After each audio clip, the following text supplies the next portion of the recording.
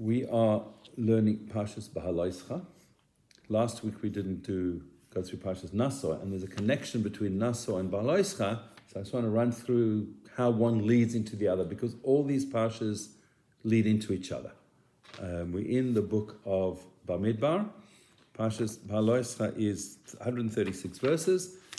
Last Shabbos we had Parshas Naso, which is the longest single parsha in the Torah. Naso 176 verses, although sometimes when we have double parshas, they are longer.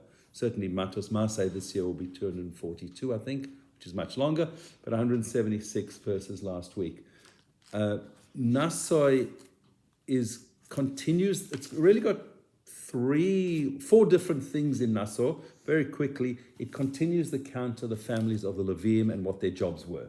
It started in Bamidbar and then carries on in Naso for various different reasons. And then it talks about purification of the camp, and then it brings a couple of halachas and then discusses in a very big section the halachas of a soita, a wayward wife. So it's a woman who the husband warns her not to seclude herself with a certain man. She secludes herself, and there's a whole process. If there's witnesses that saw her going in to be with this man, obviously, they didn't see anything happening. She goes, if she says nothing happened, she goes to the temple. She has to go through a whole process of accepting an oath that she didn't do anything wrong. She's degraded. We learn the halachas of married women covering their hair partially from that, because they pull off her hair covering. She is made to drink waters in which sand of the Mishkan of the Beis HaMikdash is thrown into, as well as a parchment with Hashem's name on it, which is erased. Hashem says erase his name for these type of things. She drinks this water. If she is guilty, she suffers a terrible death. Her stomach and her limbs explode, as does the man she was guilty with. But he's not drinking water. No, that's correct. But if her husband was guilty of some things as well, nothing would happen to her, although maybe they'll both die. So it's not a one-sided thing only against the women. He needs to be completely right in order to accuse her as well. It then says, well, if you see a soita in her disgrace, if this ever happened and you were in the Beis HaMikdash and you saw this procedure, what should you do? You should aim to get closer to Hashem. And so the next parsha straight after soita is Nazir. A person who takes on a vow to take on Nazirus, meaning come close to Hashem. If you're at a level where you're close to Hashem, well, then you're not allowed to drink wine, eat any grape products, come in contact with the dead, and cut the hair. Usually for a period of 30 days. It's not a lifetime thing for most people. The Haftarah we read last Shabbos was about the birth of Shimshon, Samson, who was a Nazir for life. The whole story of him cutting his hair, and Delilah, then him not cutting his hair, and Delilah cutting his hair, that's part of the Nazir for life, a different type of Nazir. But that's a connection to last week's parsha with Nazirus. Another Nazir we know, and this connects back to Shavuot from last week, is Shmuel. Shmuel wrote the book of Rus, and he anointed Shaul and David, and so the whole connection with Rus and King David and Nazirus is all kind of blended in together. After the parsha of the Nazir is a very short section of Birkas Kohanim, the priestly blessing, which in Ashkenazi shuls we only say on Yom Tov out of Israel. In Yerushalayim and lots of Israel it is, and Sfadim say it every day in most parts of the world. In Eretz Israel, Ashkenazim, Sfadim all say it every day in Eretz Israel, except in certain places. In Sfat they only do it when there's Musaf. Not during the week in most shuls. But the Vilna Gaon, just saying quickly, the reason we don't say it in Ashkenazi shuls in Chutz La'aretz is brought down in the Shulchan Aruch by the Ramah. He says, because we're not in a state of joy. And therefore we can't say this every day. On Yom Tov we're at an elevated level, and therefore we can say it. The Vilna Gaon said, well, it doesn't really apply anymore, and he wanted to introduce it. The way I've heard the story was he tried to introduce it in his shul in Vilna twice, and the first time he tried to introduce it, the shul burnt down. He tried it again, the shul burnt down a second time, and therefore he said, it's not enough. His students, the Yerushalmis, the original Aliyah to Eretz Israel, those people in Yerushalayim, in Ma'asharim area around there, mostly lived there, but all over, were the students of the Vilna Gaon. They went after he passed away. Many of his students went. Those people in Yerushalayim who were Streimels and look Hasidish, but are Ashkenaz, are the Yerushalmis who are the Vilna Gaon students. And they probably brought it to Eretz Yisrael there, although it's Minhag of Eretz Yisrael is Sfardim, and so therefore Yerushalayim, it's certainly duchening every day, and it's a treat to go to Yerushalayim and to Eretz Yisrael and to duchen every day, or to daven in a Sfardi shul occasionally. All right, the rest of the Parsha from Chamishi, for 89 verses, I believe, so it's more than half of the Parsha, yes, is the continuation of the inauguration of the Mishkan.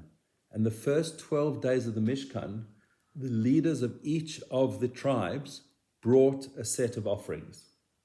And they all brought the exact same offerings. But they all came to this decision on their own.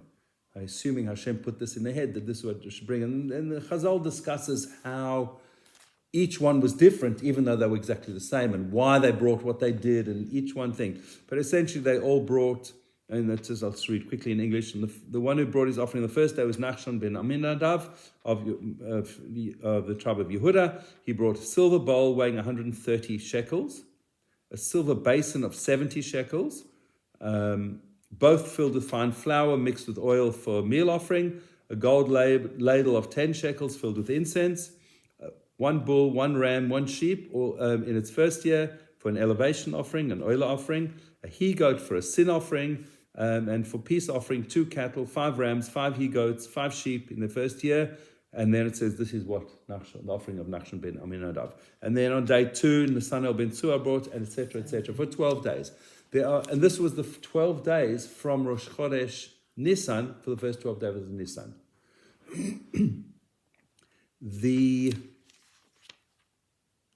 They then had the Korban Pesach for the only time they had the Korban Pesach in the desert, and that's next week's Parsha, not this week's, but next week's Parsha. We'll come back to that, please God, next week.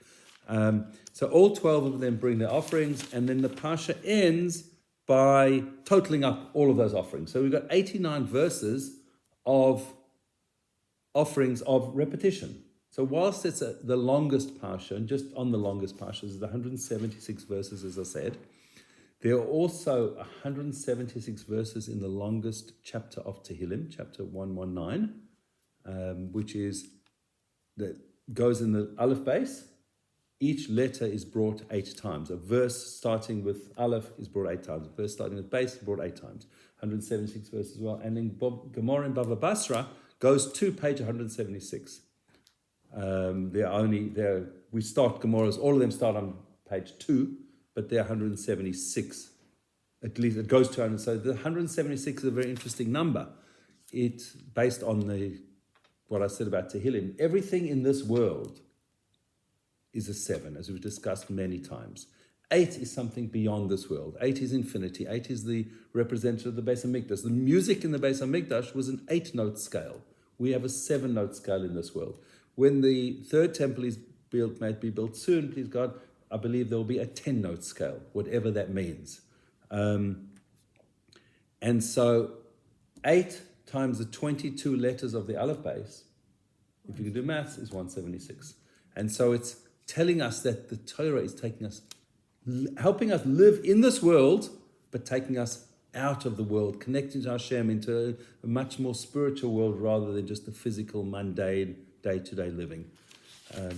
The problem was, end of last week's Parsha, Aaron comes along and he says, hang on, we went through all the tribes. You had, each of the tribes came through, and Yosef's 2 sons, Ephraim and Manasseh, each brought, their leader, each brought an offering. That was how the 12 was counted. Levim are separate. I didn't bring anything, and I feel bad not having thought of to bring anything to the Mishkan on the inauguration. And Hashem says, don't worry. Vaydaber Hashem el Moshe lemo. Hashem said to Moshe, saying, Daber el Aaron, say to Aaron, V'amarta, and say to him, Amarta, I'll say to him, V'haloischa es haneros el mul pnei hamenoira, ya'iru shivas haneros. Light the menorah, kindle the lamps, facing towards the menorah, that the lamp should face towards the middle. You should light 7 lights on the menorah. So that's where it started. Well, no, because we already had the menorah given to us way back when. So the question that a lot of the Mefarshim ask is, well, why is menorah brought here? We've already been told the menorah. Why? And so they answer to show that Aaron was given this menorah, and it wouldn't be a one-off, one-day thing. It's going to be for the entire time. The Mishkan's there, first temple, the second temple, but then during the time of the second temple, we had the Chashmonaim, who were Kohanim.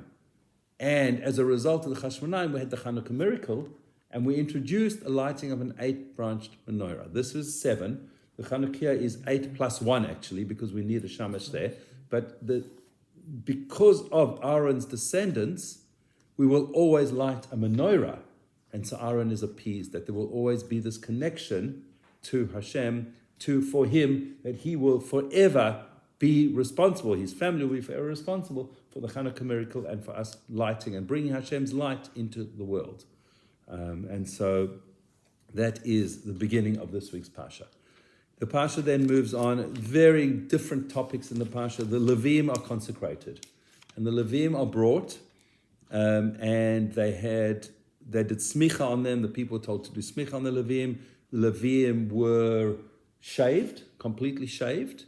They had water sprinkled on them. They had to go and mikveh. They washed their clothes. They had to bring a young bull as a meal offering, and a young bull so they bring a young bull and its meal offering, and a second young bull as a sin offering. They had to bring various offerings. All the 22,000 Leviim had to do this in order to be able to serve in the Beis HaMikdash, or in the Mishkan at that point. The Leviim are told that they will work from 25 years to 50 years of age. That's a period of time when the Leviim were allowed to work. Between 20 and 25, they're learning what to do. And from 50 onwards, they can educate and help, and they become the teachers. And the Leviim and the Kohanim were the teachers of the Jewish people. Interestingly enough, not getting political here, but slightly political. In last week's Parsha, and it comes through again here, I think, yes, it says in verse 23 of chapter 8, Daber Hashem el Moshe Lemor, Zois asher lelevim miben 25 shana v'mala yavo litzvah tzava v'avodas oil ma'ed. This shall apply to Levim from 25 years of up. They translate litzvah tzava ba'avodas oil ma'ed. They shall join the legion of the service of the tent of meeting. Okay, miben 5 shana, and from 50 years, Yashuv mitzvah avoda velo ya'avod oid, shall not, he draws from the legion of work and no longer work. Now that word, tzava, legion, army, is in many ways the source of what's going on in Israel now, and has been going on since 1948. It's only become a big deal now about charedim. I'll use the word charedim in the army, but those people who are learning and teaching Torah. The Torah tells us straight here that is army work. You need people to be learning Torah. Now, I'm not going into the political discussion of that. It's a totally separate issue. But just to say that the only way the Jewish people survives is by having people learning Torah, full-time learning Torah. Does that mean every single person needs to learn Torah? Does that mean we need to have a Hester system? Whatever that means is not for me to sort out. It's just to know that this whole debate and this whole part of what led up to October 7 was part of this debate, which is rearing its ugly head at the moment. We've got to come to some kind of a balance. There's got to be a balance. Everybody needs to do some form of national service, in my opinion. What does national service mean? It doesn't necessarily mean picking up a weapon. Those people who are in Hatzolah, and those people in Zaka, and those people in all these organizations should be regarded as some form of national service. And there should be some people who are learning full-time for their entire lives as national service. Should everybody be learning full-time? For some period of time, yes. But not all the time. So there needs to be a balance. And one day, please God, Hashem will put that balance into both sides' heads, because it's really, really shocking on both sides of the equation. I can see both sides, but it's very easy for me sitting here in Melbourne, Australia, to see both sides. When you're there in the thick of it, it's a different situation. It's a very, very tough situation. Don't envy the politicians who are trying to make these decisions, because whatever they do is going to be wrong. And somebody's going to hate them for it. All right, so let's move on. Sorry, I did say next week's Parsha. This week's Parsha, we have the Pesach offering. Hashem says straight now, we've inaugurated the Mishkan, we've had the 12 days of the Leviim. Let's say some Be'eretz Yisrael, B'chodesh Harishon Leimor. Hashem said in the wilderness of Sinai, in the second year from the Exodus from Egypt, in the first month, in other words, in the month of Nisan, tell the children of Israel, Va'asu b'nei Yisrael es ha'pesach b'moedoi. Children shall bring the Korban Pesach b'moedo at its right time, at the appointed time. In other words, on the afternoon of the 14th of Nisan, bring the Korban Pesach, and it goes through that very briefly. The decrees what we need, how we need to bring a Korban Pesach, bring it brought on the 14th in the wilderness according to everything that Hashem told Moshe. So they did. So they brought the Korban Pesach. However, there were some men who were tamei meis. They were contaminated from having been in contact with dead bodies. Now, there's a discussion in the Gemara in Pesachim, in the 9th chapter of Pesachim, as to exactly who these people were. When the Jewish people were leaving Egypt, they were running around asking the Egyptian neighbors and the Egyptians who enslaved them for their gold and diamonds and jewelry, and as a loan, lend it to me. But in hindsight, we're not going to give it back. But the Egyptians willingly gave it. And it was the whole thing, the plague of darkness we discussed there. Jews saw where everything was, and they told the Egyptian, yeah, you got gold there and silver there. And the Egyptians gave it to them. They also got a huge amount of gold and silver from the chariots of the Egyptians when they, in the Yam Suf, in the Sea of Reeds, when they were drowned, their chariots were washed up on shore, and they were filled with jewels and gold and silver and things. What was Moshe Rabbeinu doing at the time? He was looking for Yosef, because Jewish people had promised Yosef that we're going to take his bones out of Egypt.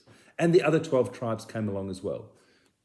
Moshe found Yosef's coffin, a whole miracle through a Kabbalistic incantation that he did. He said, Ale Shur, rise ox, because Yosef was known as a shor, as an ox.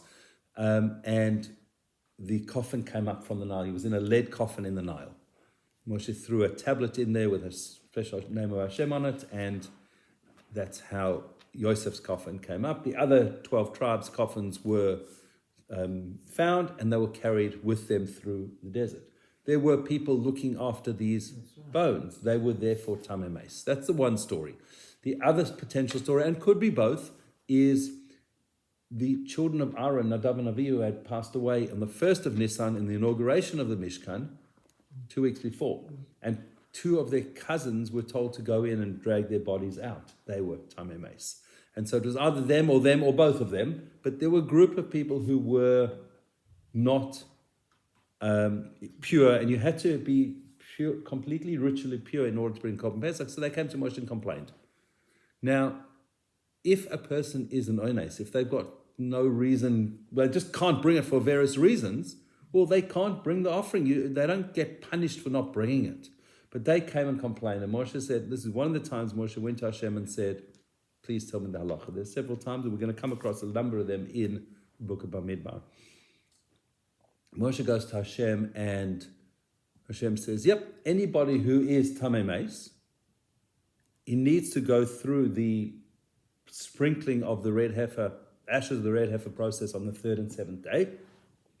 And on the 8th day, he can bring it. So therefore, if he's tamei meis on Pesach, in a month's time, he will no longer be tamei meis, as long as we've got the ashes of the red heifer. He will be pure. Then he can bring what we call Pesach Sheni. And we discussed this on Pesach Sheni. It also says anybody who's derech rechoka, anybody who's on the road.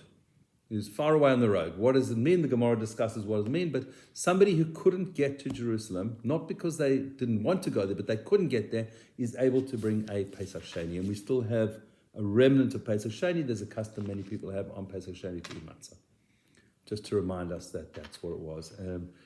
They eat, we're told there that to eat the Korban Pesach on Pesach Sheni on the next month, on the 14th of Iyar, with matzah and maror, but you don't have to clean out your house and be chometz free. You can have chometz in your house as well, but you have to eat that, and that's Pesach Sheni. Then the Jewish people start their travels, and we are told that when they're about to leave, from now they're leaving Mount Sinai and they're going towards Israel, Hashem would appear in a cloud and cover the whole Mishkan. Cloud would lift up, or a flame would go up at night, and that would tell them when they were moving and when they weren't moving. It was, and Torah doesn't bring this directly here, but it's brought by Chazal, it was an 11-day journey from here to Israel. It just happened to take us another 38 years, which we'll get to in a few weeks' time. Next week. We will discuss that next week, why it took 38 years. The terrible term, the wandering Jew, does not come from this, because this was, and we told this specifically here, or yomayim, or chodesh, or yamim, or 2 days, or a month, or a year. Just grab the one verse. When the cloud would lift, would linger over the temple, they would rest there, the children of Israel would encamp and would not journey, but when it was lifted, they would journey. So some journeys were very, very short over the next 38 years. There was one where they stayed 19 years in one place. And some of them were just a day or two, and they moved, and they shut up the camp, which is what we learned about in last week's Parsha, and the week before, about how the Levim, the Kohanim and the Levim packed it all up. The Levim would carry it. Part of the offering, which I didn't mention, was they gave oxen and wagons in order to transport some of the materials, and that's in last week's Parsha as well. And then they would move, and then they would camp when Hashem told them to stop, and it was all by the word of Hashem. They were not wandering. They didn't know when they were going to leave. They might get told, today we're moving, pack up, let's go. But Hashem had it fully calculated out. Then told that Moshe is told to make 2 silver trumpets to call the people to assembly, to journey. This is how the siren system worked, to tell people what was going on. And it was, to some degree, this is still employed in Israel today, when in many communities they have music playing before Shabbos to tell people to stop working, to tell people to light candles, to tell people it's Shabbos now, whatever it might be, music, trumpets, sirens, whatever it is, to alert people. Then Moshe was given the 2 trumpets, and then we're told, at Chamishi, Vahi b'shana hashenis b'chodesh, hasheni b'esim b'chodesh, Mishkan Ha'edus. It was on the second year, in the second month, on the 20th of the month, in other words, the 20th of Iyar, that the cloud lifted from the Mishkan.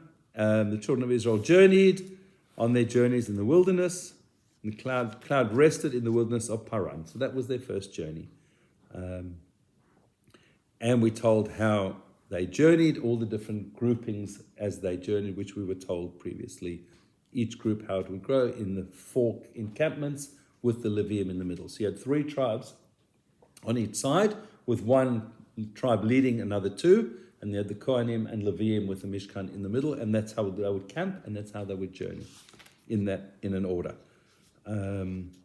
Then, if we go back to Parshas Yisro, we remember Yisro joined the Jewish people.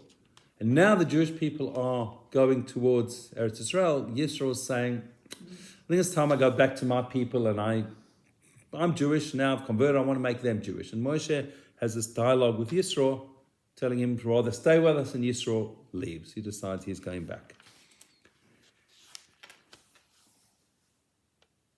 They journeyed from Har Chorev for 3 days, and they searched out for a resting place, and the cloud covered them. And then we have at Shishi 2 symbols in the Torah, which the only place we ever have them, what we call 2 upside down backward nuns, like brackets, braces. You have 2 verses just stuck in the middle. And so I'm just looking in the art scroll here. It says, the ark goes forth, the new book of the Torah. And there are people who say, well, there's actually not 5 books of the Torah, there's 7. There's Bamidbar up till this point. There's these 2 verses, and then there's Bamidbar till the end of Bamidbar, and then there's obviously Bereshis and Shmos on that side, and Devarim on that side, which gives us 4 books, Bereshis, Shmos, Vayikra, Devarim, and Bamidbar split into 3. And so that gives us 7 books. To some degree, is this breakup, and there's various halachas in terms of the number of letters in these 2 verses. That's what's considered a Sefer Torah that you have to save if you've got that many letters. A whole lot of halachas around these letters. But these 2 verses are very familiar to us. Vahi bin Soharon v'yomim Moshe kuma Hashem yovecha v'yanusim eznacha mechanecha, which is what we say when we open Aron Kodesh, when we take out the Sefer Torah. On a Shabbos morning in Yom Tov, most communities sing that. When the ark would journey, Moshe said, "Arise Hashem, let your foes be scattered, let those who hate you flee from before you." And then the second verse, "V'nucha yoma shuva Hashem rivos alfei Israel." When the ark rested, he would say, "Reside tranquilly, O Hashem, among the myriad thousands of Israel." That's one of the verses we say when we put the Sefer Torah back. So we use these 2 verses every time we take out the Sefer Torah, Monday, Thursday, Shabbos, Yom Tov. Whenever the Sefer Torah is taken out and put back, these 2 verses are said. We then have a section of people who decide that the man is not good for us. We need to complain again. It says we tested Hashem 10 times in the desert. We complained about the man because we said we craved. We said, hang on, we want meat.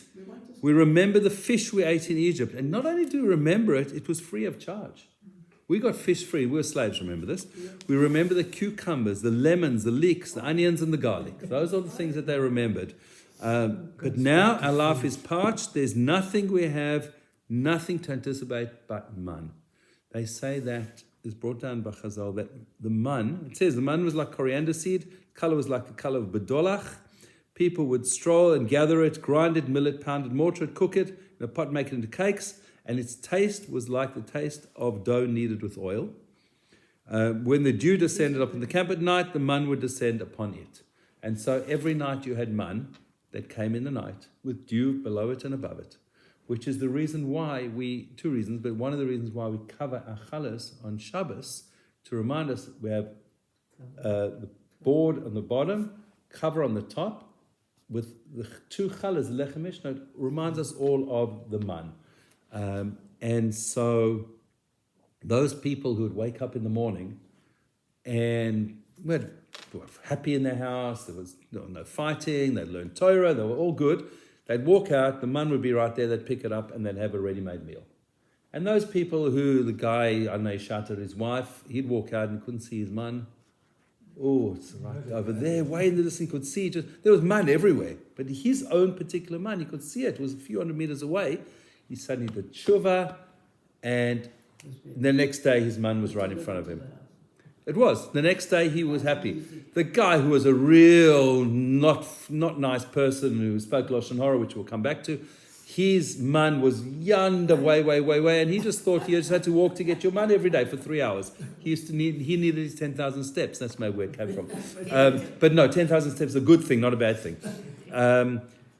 And so everybody knew where they were holding at any point in time, because where was their man?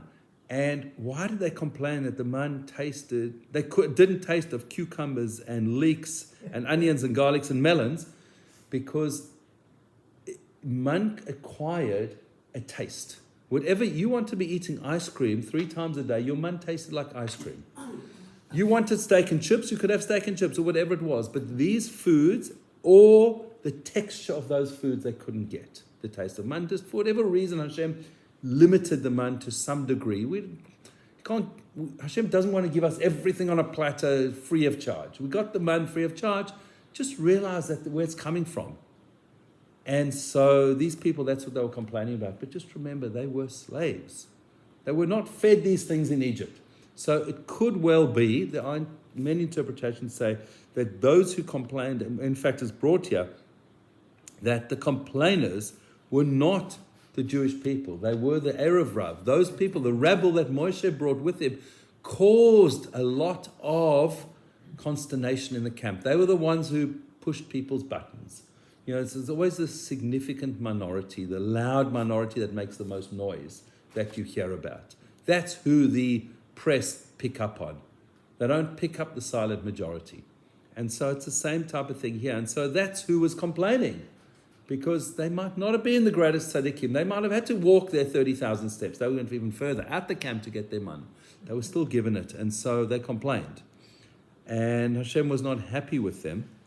And Moshe was like, hang on, Hashem, this is just not a good idea. Like, how can I carry these people?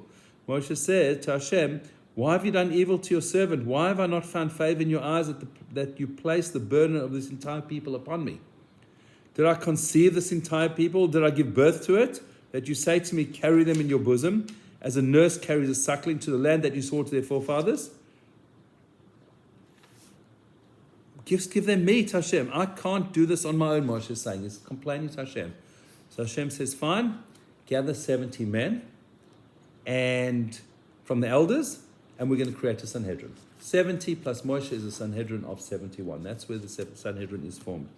So Moshe says, well, I need 70, but I need to do it equally from all the tribes. There's 12 tribes. I need 6 from each tribe, which is 72. Therefore, there's going to be 2 people who are going to miss out. So Moshe did it by a lottery. We had 72 cards. On 70 of them, he wrote Zakein, elder, and on 2 of them, he left them blank. And they came in and did a girl. And they thought, great, this is the way it's going to work. The issue was there were 2 people called Eldad and Medad who didn't show up. They were 2 of the 72, and they had a family connection to Moshe. They just didn't show up. They were a little bit humble. They said, we'll step back. The other 70 became. Yehoshua then comes to complain to Moshe that Eldad and Medad are running around the camp talking in prophecy. They're giving a prophecy. Yeshua was upset. Yeshua was Moshe's servant. He was the one who, since his youth, it says, he spoke up as Moshe's servant. And Moshe says, he says to Moshe, lock them up. These people are going against you. They're saying bad things about you. This is not acceptable. But Hashem said, no. His spirit rests on them. They're entitled to say prophecy. Then people had complained so much about man that Hashem said, and not having meat, Hashem said, fine, I'm going to send quail. And he said quail until, I think the phrase in English they used, until it came out of their nostrils. Yeah, he blew quail from the sea, spread them over the camp.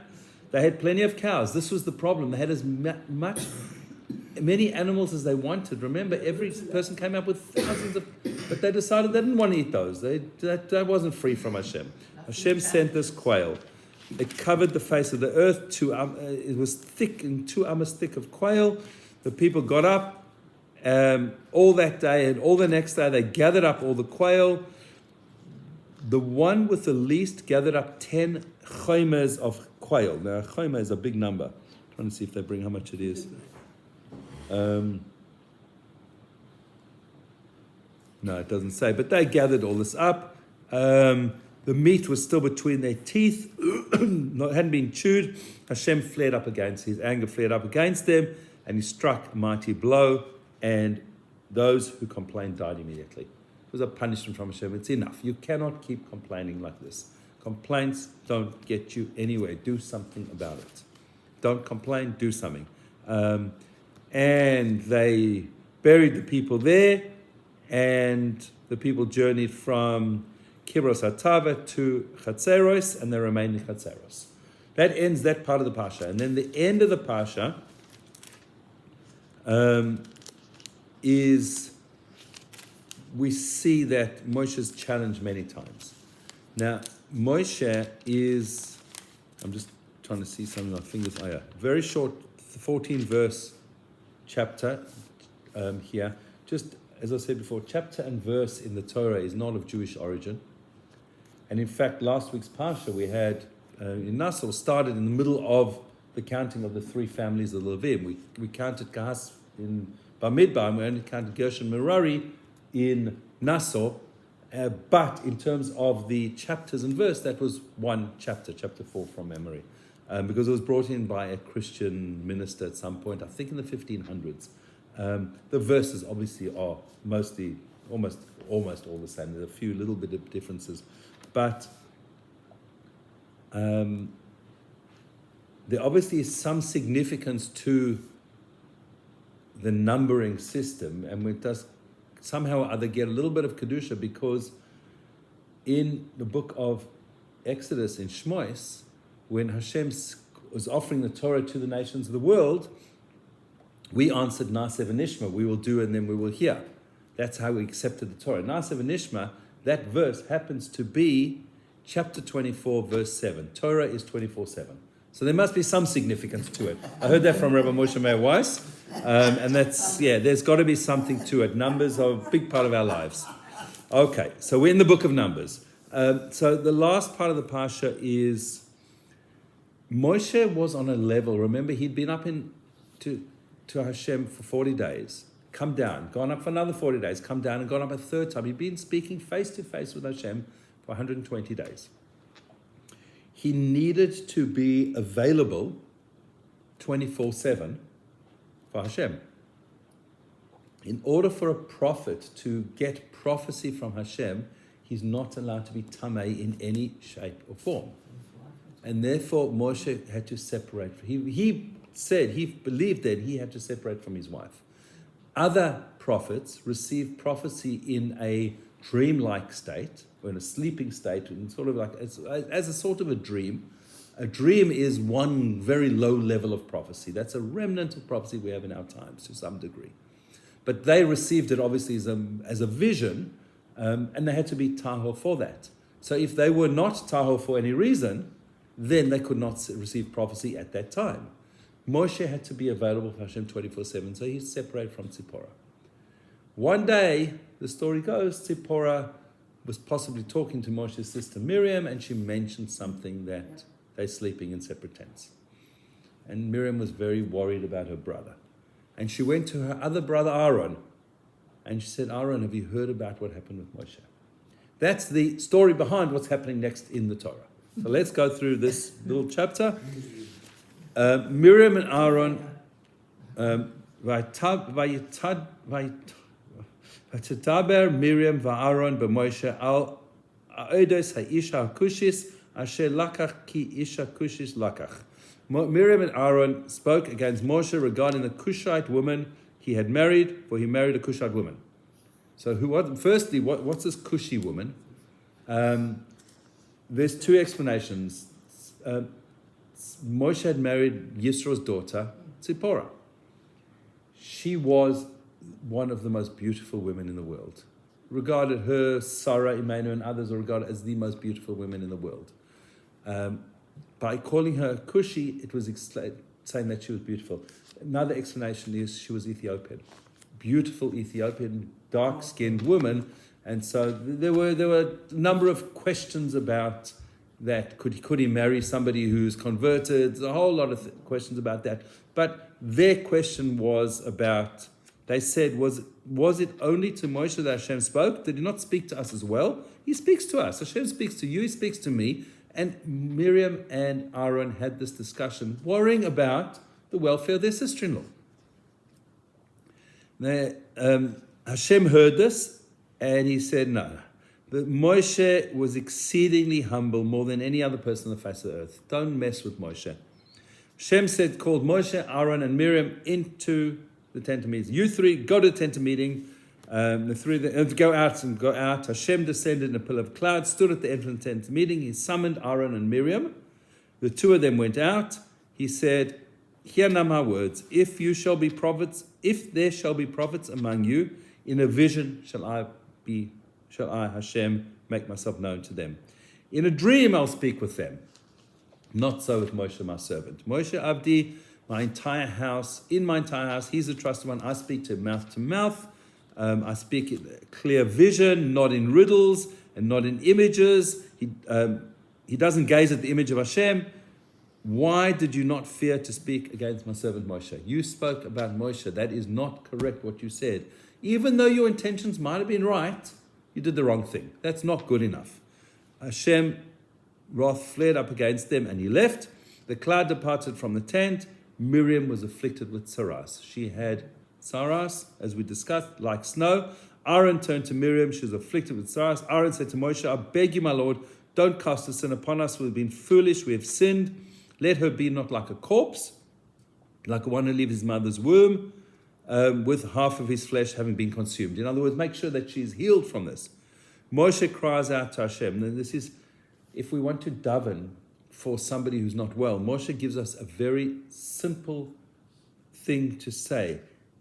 Kael na refa na la. Please, Hashem, heal her now. Simple. Please, Hashem. Say, please. Hashem, please heal her now. Please heal that person. We say a longer tefillah usually. But on the base case, it's a minimum thing that we need to say if someone's not well. And that's where we should wish someone a refuah shlema. And we usually say, B'soch Shachol Yisrael, amongst all the other sick people in Israel, everybody should have a refuah shlema. And then Hashem says to Moshe, gives an analogy, if her father would spit in her face and humiliate her for 7 days, let her be quarantined outside the camp because she's a Metzora, she's got tsaras. She was quarantined outside the camp for 7 days. And the people, out of respect to Miriam, refused to journey. They did not journey. Then the people journeyed from Chatzeros and they encamped in the wilderness of Paran. Right, let's talk a little bit about Miriam and what she did wrong. Because on the face of it, to us mere mortals, it seems like she didn't really do very much wrong. Her intentions were all for the good for her brother Moshe. And so, let's start with a story. There's several versions of a story brought in the Midrash and in the Gemara. And in several Midrashim, it's brought in Midrash Rabbah in Parshas Vayikra in Metzora, where Metzora is discussed. The story is brought. It's brought in Yalkut Shimoni, Tehillim, and then there's a slightly different version brought in the Gemara of Avodah Zarah. But the story goes like this, and I'll just read through some of the English from Midrash Rabbah. There's this matter of the law of the leper. Now, this is a bad translation. We don't say Metzora as a leper. I just pulled this off Sfaria. A Metzora is not a leper, as we discussed in Parshas Tsaras and Metzora. It's got nothing to do with leprosy, but there's a story of a person who got Tsaras. There are psukim in... let me say it differently. There was an incident involving a certain peddler who would go around from town to town. He lived in Tzipori and he went around all the towns in Tzipori's northern Israel.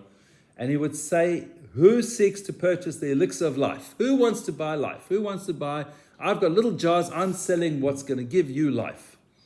And people would crowd around him. And Rabbi Yanai was sitting and learning Torah in his study. And he heard this peddler proclaiming, who seeks the elixir of life? And he came out and he said to him, and he said, come in here and sell it to me. And the peddler said to Rabbi Yanai, you and those like you don't require it. Rabbi Yanai pressed him and came to him, and the peddler took out his Tehillim, and he said to him, you don't need it, you're already learning these things. And he said, let me get the actual verses of Tehillim. He said, Mi ha'ish hachofetz chaim ohev yamanim l'ros tov. Who's the man who's seeking life, who desires good fortune? Netzor l'shoncha meira v'savsecha midaber mirma. Guard your tongue from evil and your lips from bad speech, deceitful speech. So meira, shun evil. V'asei tov, seek good. Bikei shalom radfeyu, and seek peace and chase after it. These are 3 verses in chapter 34 of Tehillim, which is included in Shabbos and Yom Tov morning davening Pesukei Zimra. We say this chapter of Tehillim. Who seeks life? Who wants good life, good fortune? Guard your tongue from evil, bad speech. Move away from evil and do good, and peace will pursue you. So this peddler said to Rabbi Yanai, this is all you need. You just need to know that, and guard your tongue from evil, turn away from evil. Rabbi Yanai said to him, Shlomo also said it in Proverbs, in Mishlei, one who guards his mouth and his tongue guards himself from troubles.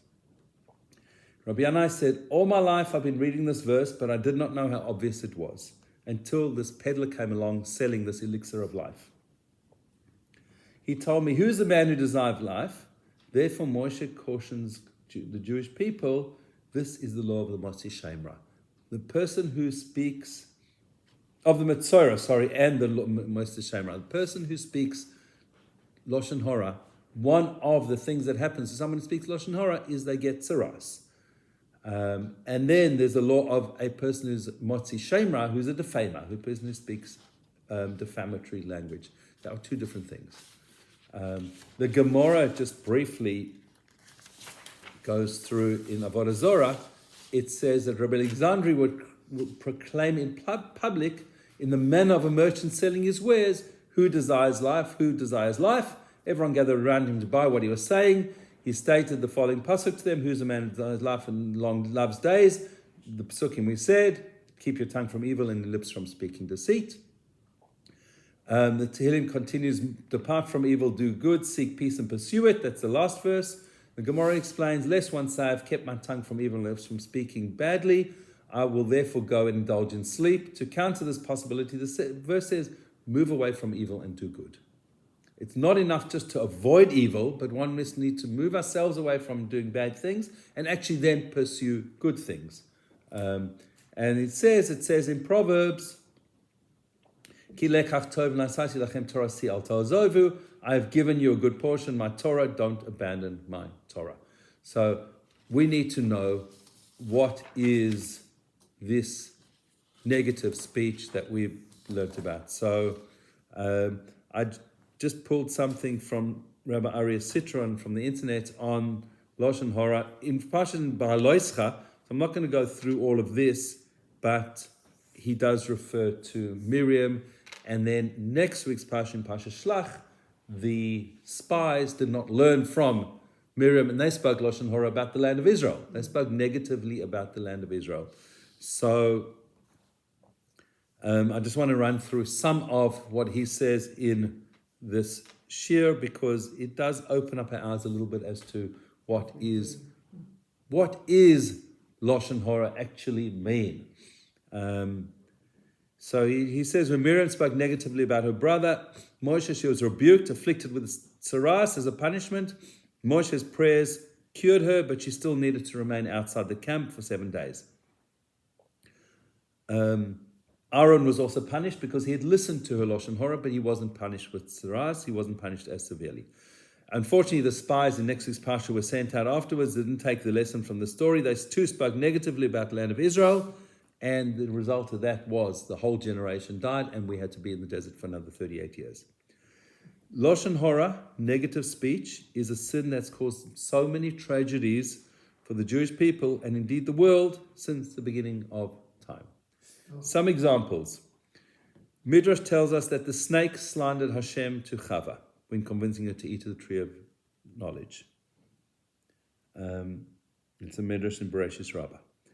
Yosef spoke negatively to his father, Yaakov, about his brothers, causing them to hate him. This led them to selling him, ultimately causing us to go down to Egypt. So the whole thing was based on him slandering his brothers, brought in the Midrash.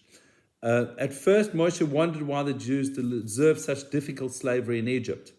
When he heard that there were talebearers among them, he said that he understood why they deserved this fate. This happened when he killed the Egyptian for killing the Jewish person. And then the next day, there were two Jewish people fighting. They were Dasan and Aviram, who caused Moshe all his troubles in the desert, or much of his trouble in the desert. They said, oh, look what you did. You come to kill us like you killed the Egyptian. That's when Moshe said, oh, it's no. There's talebearers amongst the Jewish people. The slander of Doeg, King Shaul's chief shepherd and the head of the Sanhedrin, caused a massacre of an entire city of Kohanim, the city of where David HaMelech had gone to seek refuge, and Shaul, and the city of Nob gave him some bread, and Shaul wiped out the whole city because they protected David as Shaul was chasing him. He says, on the other hand, the armies of the notorious King Achav were successful in their battles, despite the fact that they were completely idolatrous. It was a terrible time, but they didn't have the sin of Lashon Hora. According to the Talmud, it was the slander of the Jews that actually brought the destruction of the second temple. Now, interesting enough, the first temple, we learn out, was destroyed because of three sins. The three cardinal sins: idolatry, adultery, and murder. That's why the first temple was destroyed.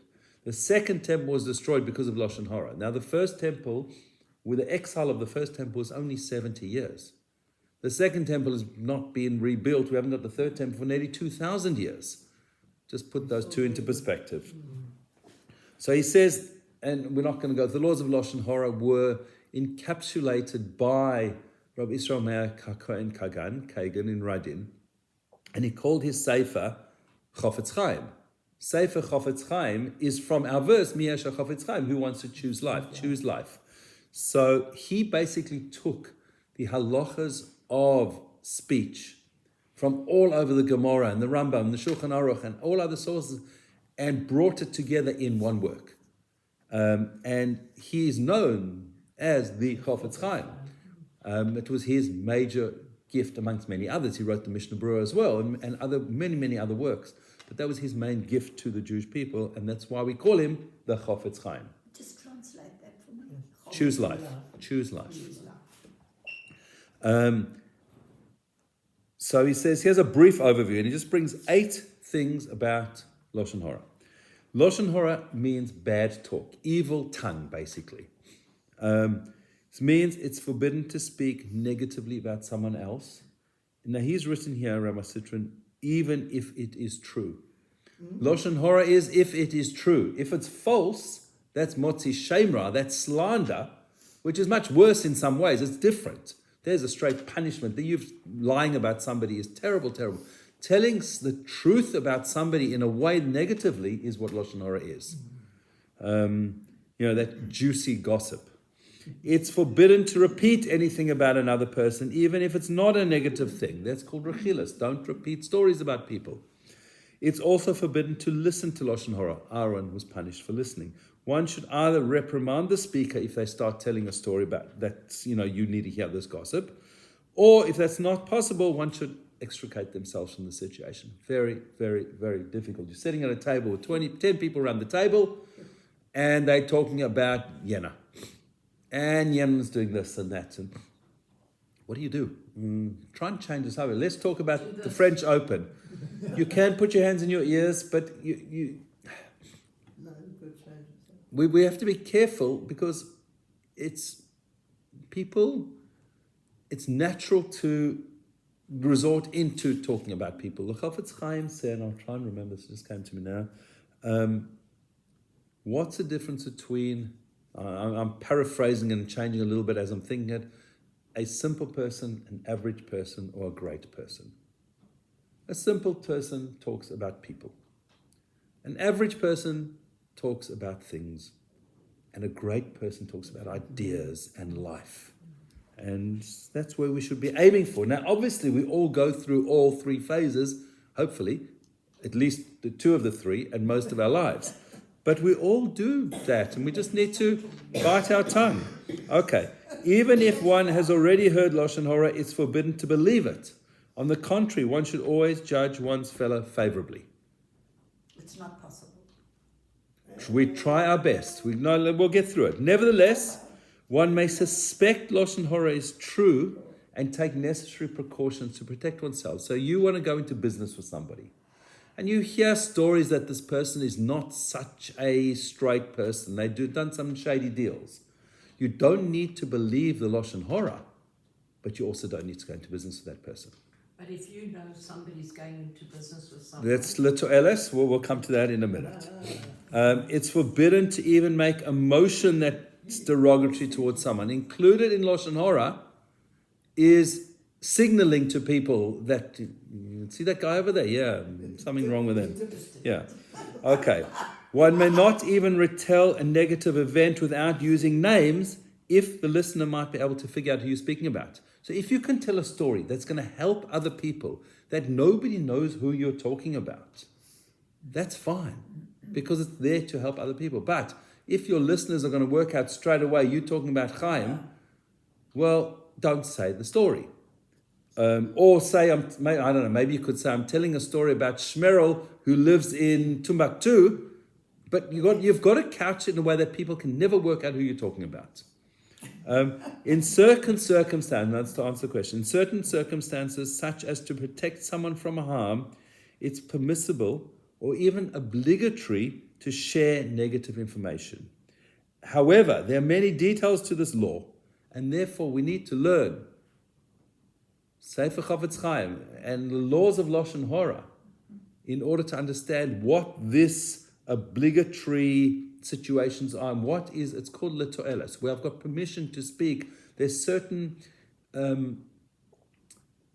reasons why a person may be able to say some negative speech about another person. The classic examples, I gave the example of business. Someone phones somebody for a shidduch. Do you know that's this person? Now, there's ways of, you before you answer, you need to know if what you're going to be saying over is Lashon Hora or not. You obviously want to make sure that the people are protected, but you don't want to stop a shidduch. You don't want to start telling stories about, well, I know the family and the grandfather did this swindle in business and, or 25 years ago, I was in primary school with the father and he was a naughty kid in primary school.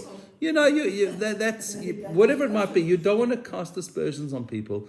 You want to make sure that people are given the benefit of the doubt wherever you can. But you need to protect yourself as well. And that is extremely, extremely complicated. So just briefly, just some of the conditions that are permitted in some ways. No, I'm not saying this as la halacha. And if we've got a question, we always need to ask about it, learn Sefer Chavetz Chaim and learn the halachas, Shmiras Halashon properly. But just briefly, it has to be true. You're not allowed to exaggerate. Somebody asks you about something, you want to tell something, you're not allowed to tell any lies. It has to be constructive. Litoelis means constructive. Your reason for doing it needs to be protecting someone or preventing harm. Absolutely no elaboration, exaggeration, only the straight facts. Only if there's no other way of saying it. You have to say something. There's absolutely, you're at like kind of the end of the road. Something bad is going to happen. Then there's a way of doing it. Only speak to someone who can help or prevent the damage. Don't run around, speaking to everybody. It's just that specific instance. And if there's any harm that's going to be caused, it has to be absolutely minimal. You can't cause harm. It's got to be constructive. And only if all of these and several other things are met, then should you consider saying something. But sometimes saying nothing is sometimes Lashon Hora as well. I refuse to say anything. What do the Americans say? They plead the fifth. That's you're actually kind of giving an answer there without giving an answer. That's like signaling that you're doing the wrong thing. So the laws of Lashon Hora are really, really complicated. And we should be very careful. Remember, Lashon Hora is not a lie. It's not an exaggeration. It's the absolute truth. An example often given is, you should go, that family, that woman, her cooking is phenomenal. You should go there for a meal. That might be Lashon Hora, even though it seems as positive, because by you telling everyone to go there for a meal, maybe they can't afford to have 25 guests in their house. We need to know what we're saying. However, they might want people to come to their house. And therefore, if you know that they want visitors all the time, then fantastic. Then you can tell it. But you need to know the circumstance, situation. We need to know exactly what we're doing. And we need to know that there is the destruction of the temple happened because of sinas chinam, baseless hatred, which we learn out. One of the baseless hatreds is sin of Lashon Hora. We see the punishment in temple times. The punishment for Lashon Hora was tsaras. We knew immediately, person, what did I do wrong? Now, it's not the only reason a person got tsaras. There were other reasons. But did I say something wrong? I better do tshuva. I better go and apologize to the person. Again, if you said Lashon Hora about somebody, it might not be a good idea to go and tell them what you said. And that's a debate that Rabbi Israel Salanta, who lived at the Chavetz Chaim lived in Rabbi Israel Salanta's life. He was a previous generation. He saw the Chavetz Chaim's Sefer, and he was absolutely amazed by it. But he took umbrage about that statement. The Chavetz Chaim said, "No, you must go and tell the person and ask for forgiveness." Rabbi Israel Salanta said, "The Sefer Chavetz Chaim, he agrees with every single thing in that, except for that one thing." So it's a debate. Which one do we hold? Generally, the halacha, we follow what Rabbi Israel Salanta said in terms of that. And so, yes, in order, if you said something negative about a person, you need to go and ask if it's the right thing to do from somebody who knows what they're doing. Will it cause more harm by telling them or not? That needs to be the equation you need to work through. But it's a very, very difficult, touchy subject. Unfortunately, it is the way of the world to speak about people. But it's a mitzvah in the Torah that is brought down, and we're shown here the punishment for it, for speaking what we see as something that's not really negative. She was trying to help, but she didn't go through. She hadn't learned Sefer Chavetz Chaim yet. She didn't go through all of the things that she needed to go through, and therefore Hashem said, "No, stop. I need to teach the Jewish people a lesson, and who better to teach the Jewish people a lesson through than one of our leaders, our prophetess Miriam?" And so therefore Miriam had to be the person who was, so to speak, the scapegoat to teach us this lesson. But we have, thank God, in our time, Sefer Chavetz Chaim, we've got lesson a day. We've got so many books based on Sefer Chavetz Chaim. The Manchester Rosh Hashiva Zatzal, Rav Segal, was one of the Chavetz Chaim students. And he took Sefer Chavetz Chaim and broke it up into a daily learning thing that you can learn it over and over again, a small section every day. And based on that, the Chavetz Chaim Heritage Foundation have brought out many books whereby you learn a halacha a day. Just one page. Some of them are the short halacha with a story. Some of them are a little bit more detailed in halacha. But it's just a few minutes of learning every day. It's guaranteed to bring Yeshua salvations and just help the Jewish people. Because if the temple was destroyed because of Lashon Hara, temple will be rebuilt, please God, by us stopping to speak Lashon Hara.